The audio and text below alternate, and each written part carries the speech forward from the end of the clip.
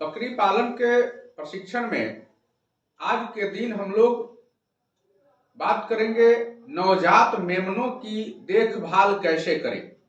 जब छोटे छोटे बच्चे होते हैं, बकरी जन्म देती है बच्चों को, तो जन्म के तुरंत बाद का जो बच्चा होता है उसको नवजात मेमना कहा जाता है।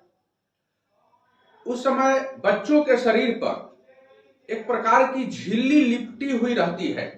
सबसे पहले मुलायम कपड़ा से उस झिल्ली को हटाकर और उसकी सफाई कर लेनी चाहिए। सफाई करने में भी मुंह और नाक जो होता है, इसके आसपास की झिल्ली को सबसे पहले साफ करना चाहिए। क्योंकि सांस लेने में जब बच्चे बाहर आते हैं तो उनको बाहर से सांस लेने की जरूरत होती है, इसलिए सबसे पहले सफाई अगर मुंह और नाक के आसपास की हो जाती है तो उनको सांस लेने में दिक्कत नहीं होती है। फिर भी लगे कि सांस लेने में परेशानी है बच्चों को, तो फिर उसके अगले पैर को धीरे धीरे ऊपर नीचे उठाकर करना चाहिए। इससे उनको सांस लेने में आसानी होती है, उनका फेफड़ा जो है वह चलने लगता है। और उसको जमीन पर लिटा देना चाहिए। अगर बच्चे का नाल जो होता है, गर्भनाल जिसको कहते हैं, नाल अगर 3 इंच से ज्यादा लंबा हो तो फिर 2 इंच के बाद धागा से कसकर बांध देना चाहिए और उसके 1 सेंटीमीटर नीचे से उसको काट देना चाहिए। काटने के बाद उस पर टिंचर आयोडीन आता है, छोटा सा डब्बा आता है बाजार में, तो उस टिंचर आयोडीन के एक डब्बा को ले लेते हैं और उस पर टिंचर आयोडीन डाल देना चाहिए। उससे ठंडा भी रहता है और जल्दी घाव छूट जाता है, संक्रमण भी नहीं होता है। बाहर से मक्खियां जब बैठेगी तो संक्रमण नहीं होगा।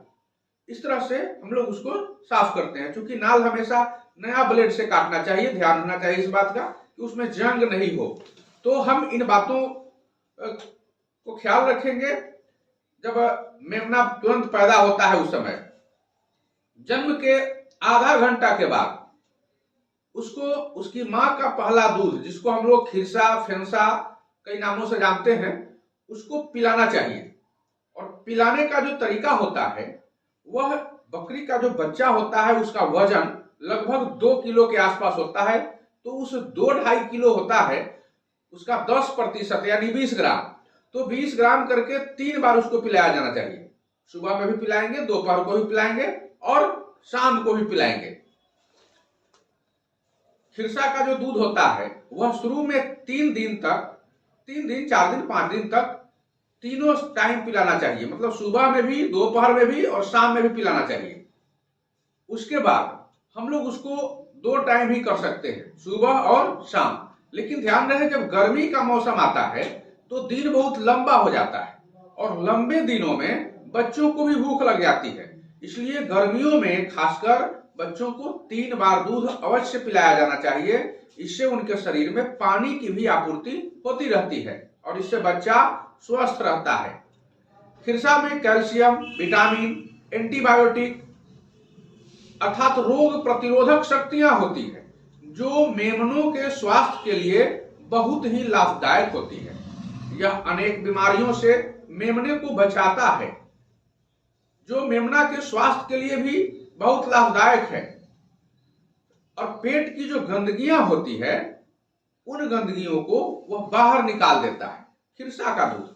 लेकिन देहात में लोग कहते हैं कि खिरसा का दूध नहीं पिलाइए, कम पिलाइए, ताकि पेट खराब हो जाएगा। सच बात है, खिरसा का दूध गर्म होता है, लेकिन नहीं पिलाने वाली बात नहीं होनी चाहिए। वह दूध स्पेशल उन बच्चों के लिए ही प्रकृति द्वारा बनाया जाता है, इसलिए उन्हें पिलाया जाना चाहिए।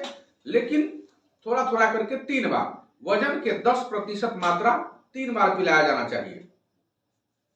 जब मेमना 2 सप्ताह का हो जाता है, उसके बाद उनको थोड़ी थोड़ी मात्रा में घास, मुलायम पत्ता देना चाहिए। केला का पत्ता भी दे सकते हैं, मुलायम पत्ता दे सकते हैं। तब मां का दूध सिर्फ 2 बार पिलाया जाना चाहिए। फिर उनको स्टार्टर दाना भी देना आप शुरू कर सकते हैं।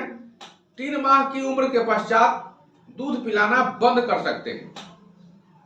देखिए, एक और बात मैं आपको बता दूं कि जब बच्चे तुरंत जन्म लेते हैं तो उसके बाद उनके गर्दन में एक धागा, मजबूत धागा या रस्सी का, यह धागा नहीं लगाना चाहिए क्योंकि इससे गर्दन कट जाता है, पतला धागा होता है। थोड़ा सा मोटा रस्सी, हल्का मोटा सूती या सूती कपड़ा को हम रस्सी बना सकते हैं, उसमें एक कागज के टुकड़े पर नंबर लिखकर और फिर उसके गले में डाल देना चाहिए।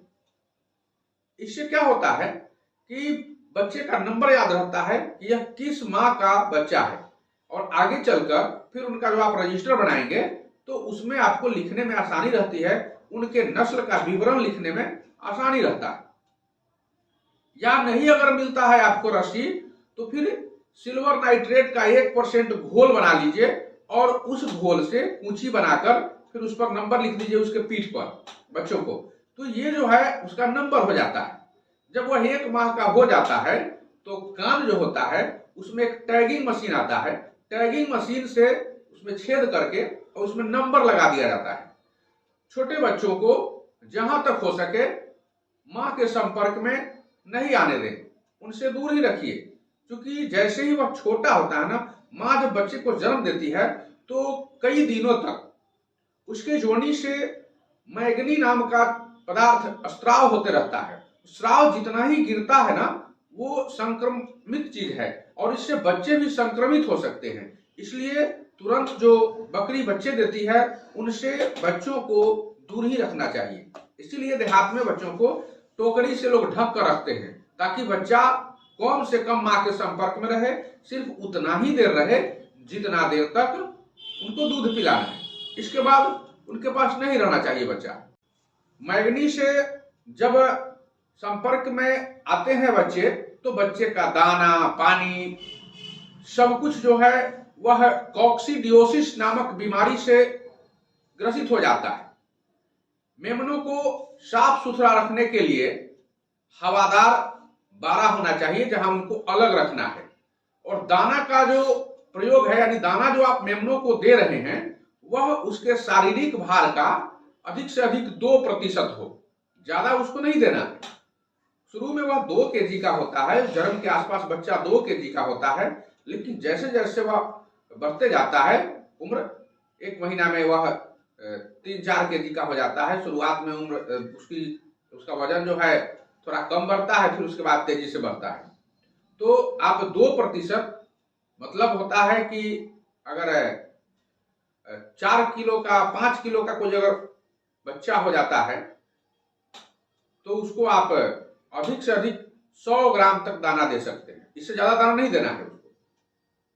तो अगर आप इस तरह से व्यवस्था बनाए रखेंगे तो निश्चित रूप से आपके बकरी का जो मेमना होगा वह तेजी से विकास करेगा और स्वस्थ भी रहेगा।